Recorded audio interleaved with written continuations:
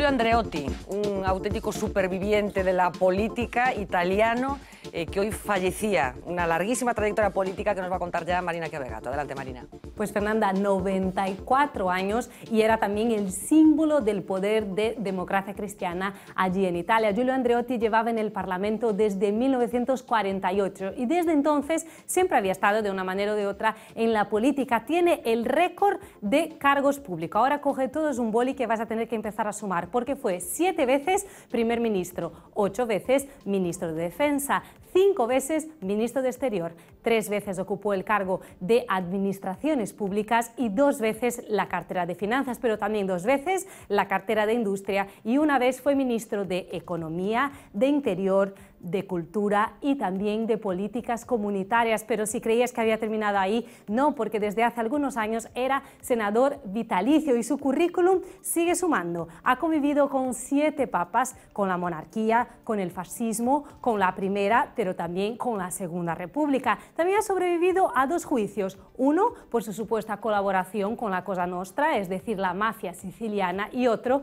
por una posible implicación en el asesinato de un periodista italiano, Mino Pecorelli de nombre. Era odiado y también adorado y lo apodaban desde Belcebú a el Divino Giulio, pero quizás por todo eso una de sus frases más célebres era: el poder desgasta a quien no lo tiene. Con esta frase resumen y con este resumen express intentamos hablar de este peculiar personaje, Fernanda. Claro, muy express teniendo en cuenta la dilatadísima biografía, todas las cosas que hizo, y hay una foto muy simbólica de Giulio Andreotti, que es esa la que está besando a un representante precisamente de la Cosa Nostra. Yo no sé, Roberto, si es un representante fiel de lo que significa la política italiana con todas sus singularidades, porque como bien aclarabas, todos esos cargos lo explican el hecho de que había gobiernos que duraban 3 meses. Claro, ¿no? Había gobiernos que duraban 3 meses, 4 meses, ¿no? No, yo creo que Giulio Andreotti es, diríamos, la personificación perfecta de lo que fue la política italiana desde los últimos 50 hasta el final de la Primera República, diríamos, ¿no?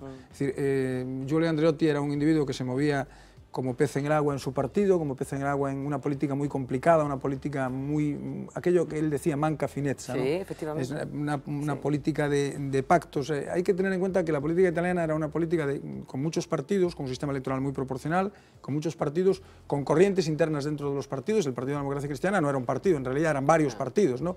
La izquierda demócrata cristiana, la derecha de la democracia cristiana, un partido lleno de francotiradores, nunca sabías cuándo ibas a ganar una votación y cuándo a perderla. Yo siempre cuento una anécdota que es muy reveladora de esto, ¿no? Yo vivía entonces en Roma y era la campaña electoral, pues posiblemente la campaña electoral del 91 o del 92, eran unas elecciones generales que fueron las últimas de la República, ¿no? de la anterior República, diríamos, ¿no? Y entrevistaban en la televisión a uno de los candidatos a la campaña electoral, que además recuerdo que se llamaba Renato Altísimo. Como Renato divino, asesino peregrino de mi paz y mi sosiego, el de la venganza de Don Mendo. Renato Altísimo. El tal Renato Altísimo, que era el hijo de un tal Altísimo, Renato Altísimo, que había sido el líder del partido que él lideraba, era el hijo, lideraba el partido, me parece que era el partido... O sea, que no solamente pasa en la Diputación liberal. de Ourense. No, esto pasaba en Italia desde hace mucho tiempo. El tal Renato Altísimo hablaba, entonces tú lo sentías hablar y era una cosa impresionante, con la prosopopeya con la que aquel hombre hablaba, de los pactos, de lo que ellos iban a hacer en el gobierno, y tal Renato Altísimo tenía el 1,5% de los votos. El 1,5%. Claro, ¿qué ocurría? Que con un sistema electoral absolutamente proporcional, el 1,5% de los votos se traducía en 25 o 26 diputados, en un parlamento de 600, quiero decir, y era absolutamente indispensable para los gobiernos del pentapartido. Claro, del pentapartido. Decir, era lo que se hizo llave. Claro, era llave. Entonces, pero en la llave todos eran llave de todo. Entonces, como había una, que le llamaban, diríamos técnicamente, una convencias excludente, es decir, como los comunistas no podían gobernar, y esto fue lo que determinó todo el funcionamiento de la política italiana. Los comunistas no podían gobernar y, por tanto, todos contra los comunistas. Y al final, al principio era la democracia cristiana con un par de ellos, luego al final eran 5 partidos. Y esto lo representa a la perfección. Hoy recordaban una frase, lo decíamos antes, antes de entrar en el set, una frase que yo creo que es todavía mejor que esta de... Esta es genial. Sí, el poder corrompe a quien no lo tiene. O sea, desgasta a quien no lo tiene. Decía Andreotti me gusta tanto Alemania que prefiero que haya dos. Sí, esa es muy buena. Impresionante. Sí. Muy brevemente, por favor, Julio, que tenemos lo que es Andreotti, digamos, es el símbolo de la sobrevivencia en política, del estar flotando permanentemente. Es un hombre muy vinculado a la construcción y al desarrollo de la Unión Europea, las famosas comunidades europeas, y es un hombre, digamos, que lo fue todo en Italia por una cuestión geoestratégica. Es decir, Italia y toda la frontera, digamos, con el bloque del este. Con lo que era el bloque del este, ahí había una cosa que era que no podía gobernar bajo ningún concepto, ningún partido vinculado al PCI. Nos vamos al plato de informativos porque, como siempre, Uxía nos va a ayudar a completar un poco mejor el relato de esta jornada, de este lunes, así que adelante, Uxía. El PCI llegó a tener... Nosotros, siendo del Partido Comunista, fuimos a cenar. Tenemos un problema, me dicen, de sonido en la conexión con el plató informativos. Ese relato, decíamos, la necesidad de parar al PCI. No sé si vamos a tener muchos problemas. Vale, pues vamos ahora ya sí a que Uxía nos complete lo que ha pasado hoy. Adelante, Uxía. ¿Qué tal? Pues como decía, cada vez vamos conociendo, se van desvelando más detalles sobre la situación financiera de Pescanova. Acabamos de conocer la cantidad que necesita con urgencia para poder seguir activa. Son entre 50 y 100 millones de euros para hacer frente a los pagos más inminentes y a la gestión del día a día. Claro que la deuda bancaria de la compañía es mucho mayor, 3.500 millones, sin contar lo que le debe la administración pública. Y la Comisión Europea vuelve a mirar con lupa las medidas de España, pero esta vez no pide más mano dura, sino todo lo contrario. Quiere preguntar al Gobierno por qué factura el IVA a los comedores escolares cuando puede no hacerlo. De hecho, la legislación comunitaria permite eximir de este gravamen a todos los servicios de cuidado infantil en horario extraescolar.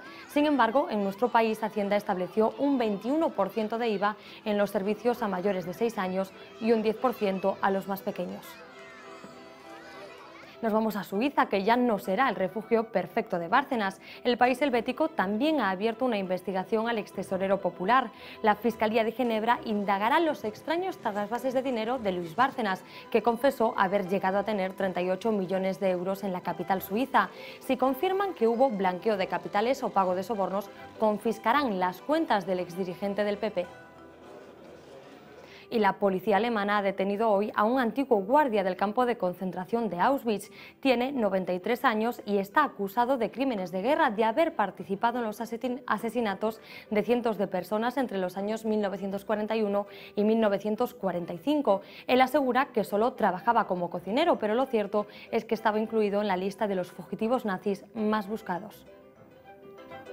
Volvemos a Galicia porque la Vuelta Ciclista de este año tendrá una mascota de lo más particular, un mejillón que sabe montar en bicicleta.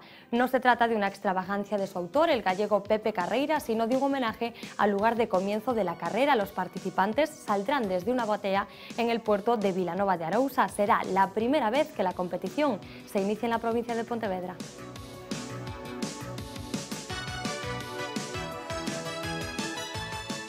Así terminamos hoy, Fernanda. Pues muchísimas gracias, Uxía. Una aclaración, Domingo San Pedro, que nos está viendo, efectivamente Rubalcaba fue ministro de Presidencia y portavoz del Gobierno de Felipe González. Aclarado queda que tenemos aquí una duda de qué cargos había ocupado. Bueno, queríamos acabar el programa de hoy sugiriéndole, pidiéndole a Paco Ríos que nos aclarara el origen de una palabra, de un insulto que ha venido a irrumpir en la política gallega como un elefante en una cacharrería. Salió de la boca de Xosé Manuel Beiras, así como preámbulo de la aclaración de la palabra, que luego les digo cuál es. Vamos a hacer ese pequeño resumen de insultos que han salido de la boca de Xosé Manuel Beiras en los últimos meses. Eu chamalle frijol. ¿Por? Porque frijol en galego non existe, é feixó. Ou senón en español chamase frijol ou habichuela. Ten complexo de ser dos peares. Hai que ser estúpido para ser complexo de ser dos peares.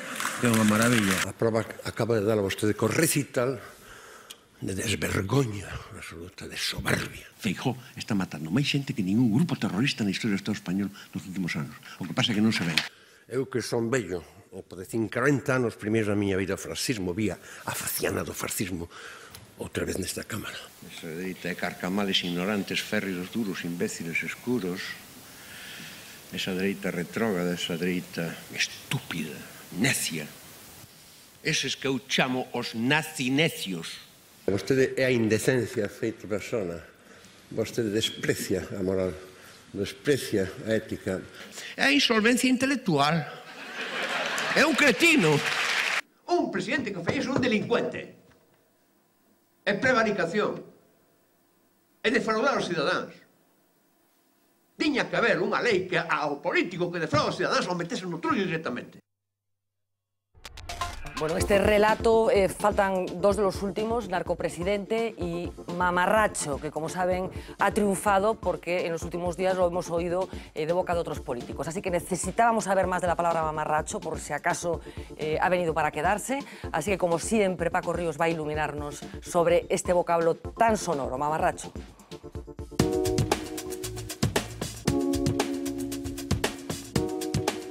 Estos días ha entrado en la política gallega un sustantivo impropio de debates de guante blanco, pero utilísimo cuando baja el nivel. Se trata de mamarracho, que tiene tres acepciones, todas ellas de uso coloquial. Persona ridícula o extravagante, cosa imperfecta, fea o ridícula, y hombre informal, no merecedor de respeto. Frecuentemente se emplea como insulto. Mamarracho es una alteración de momarracho, que a su vez lo es de moarrachi. Este procede del árabe vulgar mujarrá, que significa bromeador, bufón. Juan de Mena emplea moarrache a finales del siglo XV y Cervantes usa moarracho en el Quijote. ¿Quién diablos te había de conocer, Ricote, en ese traje de moarracho que traes? La forma mamarracho se asienta a principios del XVIII. Ten cuenta, sabio mío, con este mamarracho, escribe Diego Torres de Villarroel en sus visiones y visitas con don Francisco de Quevedo por la corte. Curiosamente, el diccionario académico solamente registra el masculino mamarracho, aunque en el pleno del Ayuntamiento de Orense ha quedado probado el uso del femenino mamarracha. Por si el debate se pone bronco y faltan las palabras, ofrecemos a nuestros hombres públicos un breve catálogo de armas arrojadizas por boca y semánticamente próximas a mamarracho. Se trata de adefesio, birria, botarga, bufón, cachidiablo, cagalaolla, espantajo, esperpento, estantigua, facha, fachoso, fantoche, mameluco, matachín, monigote, payaso, pelele y don Tancredo. Con esto tienen para un par de plenos. Buenas noches.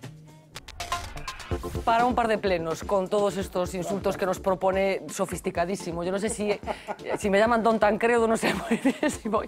Bueno, manca finecha, ¿no, Julio? Este es un país, digamos así, bruto. Es un país bruto y... Alguén dixo un país de cabreros, non sei de quen é a frase, pero bueno. Es de Gil de Viedma, del poeta País Gil de cabreros.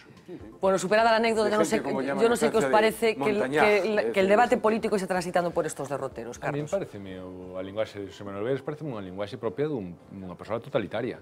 É dicir, dunha persoa que non en política, en democracia e na convivencia sempre hai que reservar un mínimo resquicio a posibilidade de que os demais poidan ter razón. Quen se dedica a insultar desta maneira é un totalitario, non? E eu faría unha proba. Eu traduciría os discursos de Beiras ao castelán nunha proba cega, diríalle a alguén que son de Sáenz de Inestrillas e seguramente máis de un non lle extrañaría ese discurso tan violento de hai que botarlos a mar, etcétera, etcétera, un discurso moi violento nun persoeiro de extrema dereita, non? O que pasa é que parece que a esquerda, determinada esquerda, ten patente de corso neste país. Jorge, tú no sé cómo lo ves esto. Lo he dicho ya en otras ocasiones, a mí me parece que el profesor Beiras es una persona que tiene ya una edad para haber pasado la adolescencia. Y he dicho que a mí me parece que José Manuel Beiras le ha quedado enquistada la adolescencia, porque si no nos explica querer llamar la atención tanto de la gente, propio de un adolescente o de una adolescente.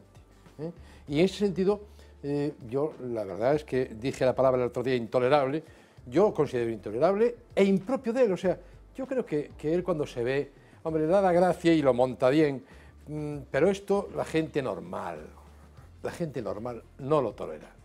Y yo creo que es un flaco servicio a la política y sobre todo, ojo, lo estamos pagando entre todos. Bueno, en cualquier caso, nosotros pretendíamos utilizar esta excusa de la palabra mamarracho para conocer un poco más. Siempre es un buen momento para visitar el diccionario. Paco Ríos siempre nos ayuda a poner los puntos sobre las sillas. Nos vamos a la primera página del periódico de mañana, rápidamente, titular de apertura: la medicina defensiva le cuesta al Sergas entre 60 y 300 millones al año. Hay médicos que piden pruebas diagnósticas y toman medidas terapéuticas por miedo a las consecuencias legales de sus actos. Destacar también los siguientes titulares: absuelta la enfermera de Ferrol que fue acusada de la muerte de un bebé por darle un fármaco para la madre. La secretaria de Kirchner dice que el presidente y su esposa recibían bolsos de dinero y lingotes de oro. Y un último titular que nos llama la atención en la primera: un estudiante fabrica una pistola con una impresora 3D y reabre el debate sobre el control de las armas. Bueno, algunos de los asuntos que estará mañana en el periódico del día. Yo no sé, tú, si te sorprende la información relativa. No, a medicina defensiva é un bello tema. Os médicos curas en saúde. Pero hai moita presión, o sea, están moi presionados os médicos ante a posibilidade de denuncias. Hai anos que non exerzo, 13 anos. Sí, bueno, pero seguro que terás colegas. Moitos colegas, os meus amigos máis cercanos son colegas exercentes. Bueno, eu teño a impresión de que hai menos que hai 20 anos, teño esa impresión, menos presión sobre judicial sobre os médicos, pero sigue habendo xuicios. Todos os médicos, bueno, os cidadáns reclaman legítimamente, por suposto, e os médicos deféndense legítimamente. É unha cuestión complicada.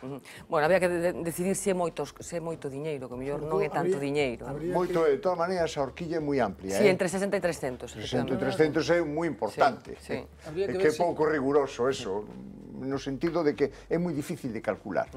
Moi difícil. Sí, cales son as superfluas e cuáles son as necesarias, non?